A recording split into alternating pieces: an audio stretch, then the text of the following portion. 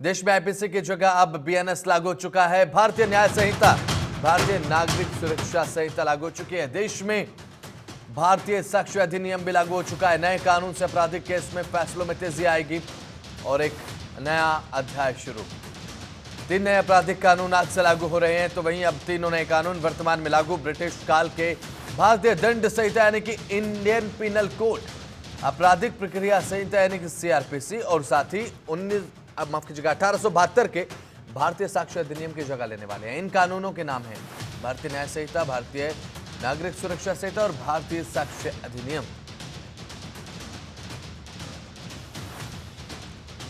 तो देश में अब 3 नए आपराधिक कानून लागू हो चुके हैं। जो नए कानून लागू हुए हैं, इनसे कानून व्यवस्था भी सुदृढ़ होगी और साथ ही साथ जो फैसले हैं वो भी अब जल्दी हो पाएंगे। यानी कि जो भी मुकदमे दर्ज होते हैं उनको नतीजों तक पहुंचाने की जो समय अवधि है वो भी अब कम हो जाएगी।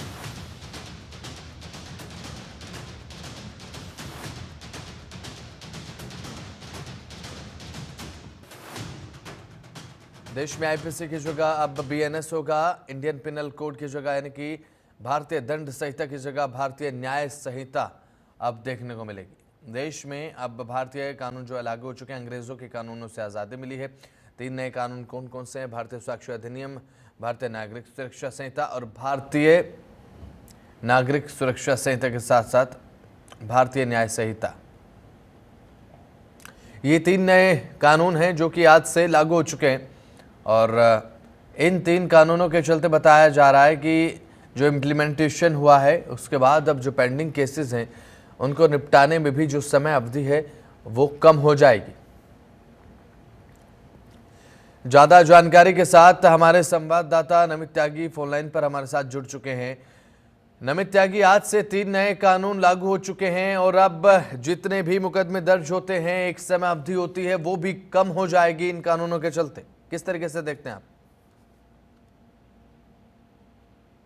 तो आज 1 जुलाई 2024 से पूरी तरीके से बदल दिया गया है। जहां 1860 में बनी आईपीसी की जगह अब भारतीय न्याय संहिता जो है वो लागू होगी। इसके अलावा 1898 में बनी सीआरपीसी की जगह भारतीय नागरिक सुरक्षा संहिता और 1872 के इंडियन एविडेंस एक्ट की जगह भारतीय साक्ष्य अधिनियम अब लागू हो जाएगा। इनके तहत जो आम नागरिक हैं उनको काफी राहत मिलेगी। कई जो नियम कायदे कानून है उनको पूरी तरीके से बदल दिया गया है। सपोज कि अगर आप कहीं से भी अब एफआईआर जो है, अगर आप किसी भी इलाके या पूरे देश के अंदर किसी भी राज्य है तो वहां पर आप 0 यानी कि 0 एफआईआर दर्ज करा सकते हैं। इसके साथ साथ एफआईआर दर्ज होने के 15 दिन के भीतर भीतर जिस एड्रेस पर यानी कि जहां का वो वाक्या है उसे ओरिजिनल जुडिशियल यानी कि जहां का वो मामला है वहां पर 15 दिन के अंदर अंदर उस एफआईआर को भेजना होगा। इसके अलावा अगर किसी पुलिस ऑफिसर या फिर सरकारी अधिकारी के खिलाफ मुकदमा चलाने के लिए 120 दिन से ज्यादा जो संबंधित अथॉरिटी है उससे इजाजत मिलती है वो लेनी पड़ेगी। इसके साथ साथ अगर कोई शख्स एफआईआर करवाता है किसी के ऊपर तो उसको 90 दिन के अंदर एफआईआर के भीतर पुलिस को जो है चार्जशीट दाखिल करनी होगी। क्योंकि आपने और हमने देखा है कि अगर किसी पर एफआईआर होती है तो पुलिस चार्जशीट दाखिल करने में काफी देरी कर देती है। बिल्कुल। नए नियमों के अनुसार अब जो एफआईआर होगी उसके खिलाफ पुलिस को 90 दिन के भीतर भीतर चार्जशीट दाखिल करनी होगी। इसके अलावा चार्जशीट दाखिल होने के 60 दिन के भीतर भीतर कोर्ट को उस आरोपी के ऊपर आरोप तय करने होंगे। 60 दिन का समय दिया गया है। इसके साथ साथ अगर इस पूरे मामले की सुनवाई 30 दिनों के भीतर हो जाती है तो फिर 30 दिनों के भीतर कोर्ट को जो है अपना जजमेंट देना होगा। इसके साथ साथ 7 दिनों के अंदर जो उस जजमेंट की कॉपी है उसको मुहैया करानी होगी। साथ ही जो जजमेंट की कॉपी कोर्ट मुहैया कराएगा बसंत, उसको जो आरोपी है उसके परिवार वालों को ये लिखित में बताना होगा कि कौन कौन से आरोप उनके ऊपर सिद्ध हुए हैं। साथ ही ऑफलाइन और ऑनलाइन सूचना उसके परिवार के सदस्यों को देनी होगी। 7 साल या उससे ज्यादा की सजा के मामले में विक्टिम को, यानी कि अगर किसी को 7 साल की सजा होती है या उससे ज्यादा की सजा होती है तो कोर्ट को विक्टिम को सुनना होगा। उसको विक्टिम को बिना सुने वापस नहीं भेजा जा सकता है। साथ ही अगर किसी थाने में कोई महिला सिपाही है तो उसके सामने पीड़िता का बयान दर्ज कराकर पुलिस को कानूनी कार्रवाई भी करनी होगी। इस तरीके का अधिनियम में लिखा गया है। तो कुल मिलाकर बात करें तो कई ऐसी धाराएं हैं जिनको बदलने से जो है अब आम नागरिक पर भी काफी असर पड़ेगा। चलिए ठीक है, बहुत बहुत शुक्रिया जुड़े आप नमित, बहुत बहुत शुक्रिया, जानकारी आपने साझा की। तो भारतीय न्याय संहिता अब लागू हो चुकी है। अवनीश कुमार लखनऊ से हमारे संवाददाता जुड़ चुके हैं, ब्यूरो चीफ गौरव शर्मा है भोपाल से जुड़ चुके हैं और साथ ही लगातार जानकारी हम अपने संवाददाता से ले रहे हैं। अभी फिलहाल सबसे पहले गौरव शर्मा आपका रुख करूंगा। कहा जा सकता है कि 3 नए आपराधिक कानून लागू हो चुके हैं। कोई भी मुकदमा दर्ज होने से लेकर उसको अंजाम तक, नतीजे तक पहुंचाने के लिए समय अवधि अब बेहद ज्यादा कम हो जाएगी। देखिए वसंत, भारतीय न्याय व्यवस्था में सबसे ज्यादा जो बड़ी विडंबना थी वो यही थी कि यहाँ पर लाखों करोड़ों केस पेंडिंग हैं। न्याय के लिए दर दर भटकना पड़ता है। एक फिल्म का डायलॉग सबको याद है कि तारीख पे तारीख, तारीख पे तारीख। बिल्कुल ठीक इसी तर्ज पर भारतीय न्याय पालिका में तो तारीख पे तारीख मिलती जाती है और समय अवधि बढ़ती जाती है। इससे अदालतों पर भी कार्यभार बढ़ा है, इसके जजों के ऊपर भी मानसिक रूप से प्रेशर बढ़ा है। इसको कम करने के लिए दूसरी तरीके से जो है कानून लागू किए गए हैं। अंग्रेजों के जमाने के ये कानून थे। भारतीय न्याय व्यवस्था में इन कानूनों को नए तरीके से लागू किया गया है। बीएनएस, बीएनएसएस और एविडेंस एक्ट जो था उसको भारतीय साक्ष्य अधिनियम का नाम दिया गया है। तो निश्चित तौर पर जिस तरीके से दंड का प्रावधान था कि आईपीसी है, इंडियन पिनल कोड है, भारतीय दंड संहिता है, अब दंड संहिता की जगह भारतीय न्याय संहिता की यहाँ पर बात की जा रही कि लोगों को न्याय मिले, आम जनता को न्याय सुलभ हो। नाबालिग बच्चों से अगर कोई दुराचार करता है, उनके साथ अगर कोई रेप करता है, गैंग रेप करता है, मृत्यु दंड जैसा प्रावधान है, 20 साल की सजा या आजीवन कारावास जैसे प्रावधान किए गए हैं। दूसरी बड़ी बात, मॉब लिंचिंग को लेकर हमेशा से सड़क से लेकर सदन तक हंगामा होता रहा है, तो मॉब लिंचिंग पर भी कानून में बदलाव किया गया है, सजा के प्रावधान में बदलाव किया गया है। देखिए एफआईआर लिखना, जीरो पर लिखना या संबंधित थाने में सूचना देना या 90 दिन के अंदर चार्जशीट पेश करना, ये सब आईपीसी में पहले से था, लेकिन इसको इम्प्लीमेंटेशन बेहतर तरीके से हो, इसके लिए बाकायदा सभी थानों में पुलिस को प्रशिक्षण दिया गया। 30 जून की आधी रात यानी 12 बजे से जब 1 जुलाई का कैलेंडर शुरू हुआ, 1 जुलाई 2024, पूरे देश में ये तीनों नए कानून पूरी तरह से लागू हो गए हैं। वसंत, बिल्कुल लगातार बने रहिए हमारे साथ। अवनीश कुमार लखनऊ से हमारे साथ लगातार लाइव बने हुए हैं। अवनीश कुमार, 3 नए कानून अब लागू हो चुके हैं। सबसे बड़ा बदलाव देखा जा रहा है कि कोई भी आपराधिक मुकदमा जब होगा तो सुनवाई पूरी होने के बाद 45 दिन के अंदर फैसला देना होगा और 60 दिन के अंदर अंदर आरोप तय करने होंगे।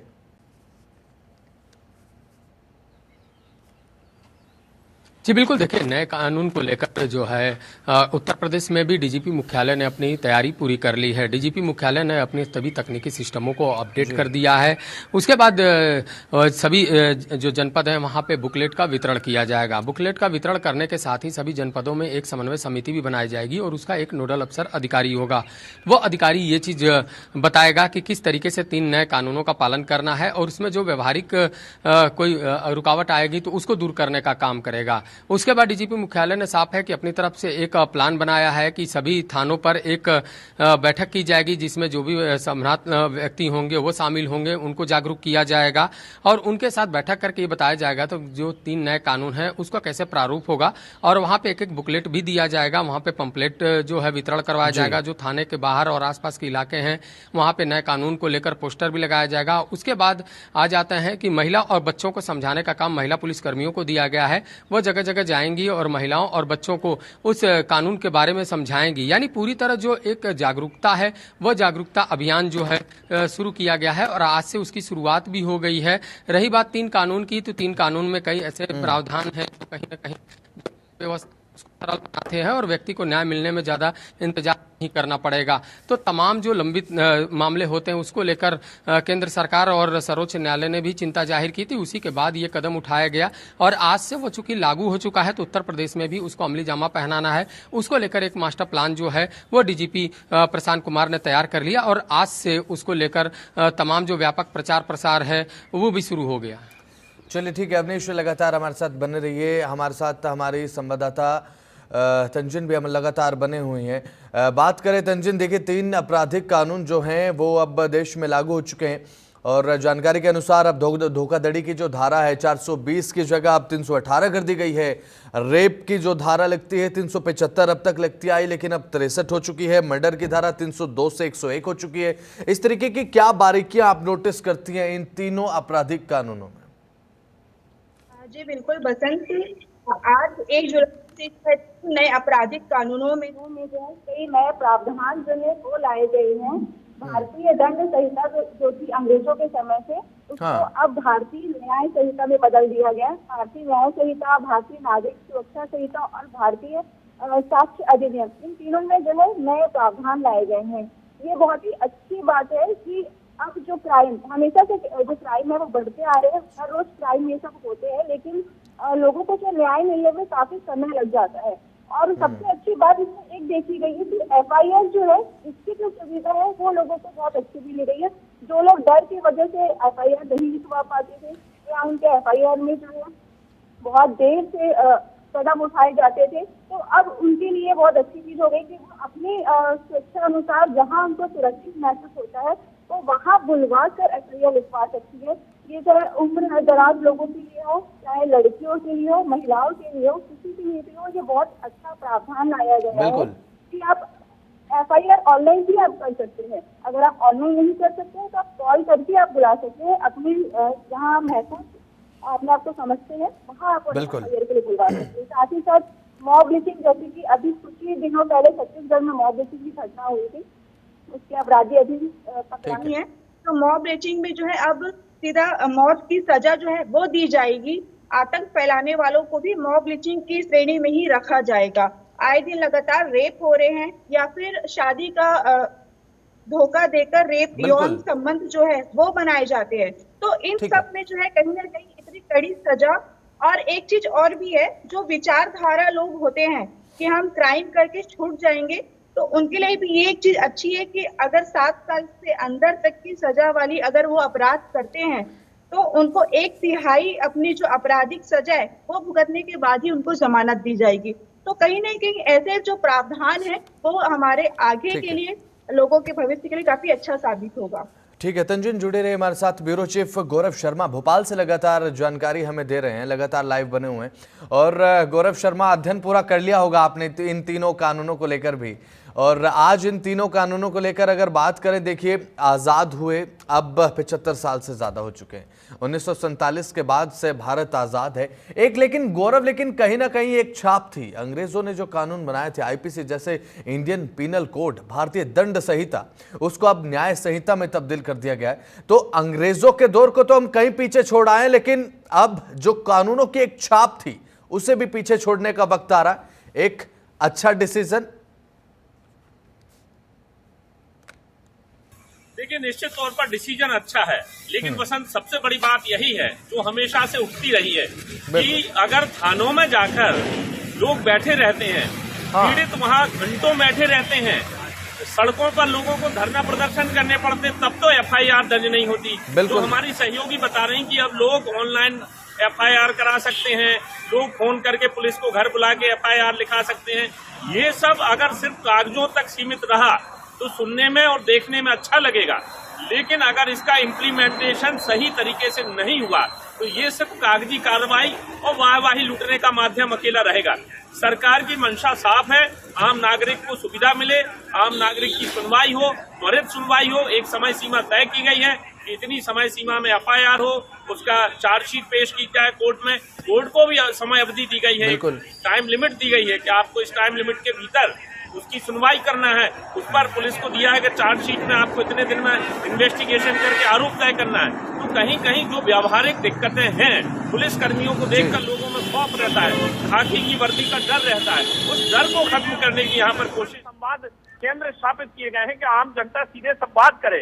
आप देख रहे होंगे बसंत कि हमारे जमाने से के जो बच्चे थे, उससे जो नई पीढ़ी है, जो बिल्कुल स्कूली बच्चे हैं अभी, जो 12th के अंदर हैं, जो बिल्कुल स्कूली बच्चे हैं अभी, जो 12th के अंदर हैं, जो 18 साल से नीचे, वहां पर पुलिस कर्मियों को उन स्कूलों में भेजा जाता है, विजिट कराया जाता है, उनसे बच्चों से कम्युनिकेशन कराया जाता है, जिससे कि थाने का या वर्दी को लेकर जो एक डर रहता था बच्चों में, वो खत्म किया जाए। एक संवाद, बेहतर संवाद हो। महिला सेल की जो अधिकारी हैं वो जाकर जो गर्ल्स स्कूल हैं, गर्ल्स कॉलेज हैं, वहां पर सीधे बातचीत करती हैं। कई बड़ी बड़ी कंपनियों में यौन शोषण के मामले सामने आते हैं कि भाई वहां पर जो लोग काम करते हैं वहां पर महिलाओं के साथ जो है गलत तरीके से आचरण और व्यवहार किया जाता है। उसके लिए बाकायदा वीमन सेल बनाई गई है कि आप वहां पर अपने ही संस्थान में वीमन सेल में आप कंप्लेंट कर सकते हैं। तो कुल मिलाकर कागजी कार्रवाई पर बहुत अच्छे कानून हैं। सरकार की मंशा बहुत अच्छी है, साफ सुथरी है, लोगों को न्याय देने की है। बस जरूरत ये है इसका बेहतर क्रियान्वयन किया जाए, बेहतर तरीके से इसका इम्प्लीमेंटेशन किया जाए। वसंत, बिल्कुल, लगातार बने रहेगा गौरव हमारे साथ। अवनीश कुमार लखनऊ से हमारे संवाददाता लगातार हमारे साथ मौजूद है। अवनीश कुमार, देखिए नए कानून अब लागू हो चुके हैं, लेकिन इम्प्लीमेंटेशन में एग्जीक्यूशन जब होता है तो क्या कुछ ऐसी परेशानियां जो प्रशासन के सामने आप देखते हो?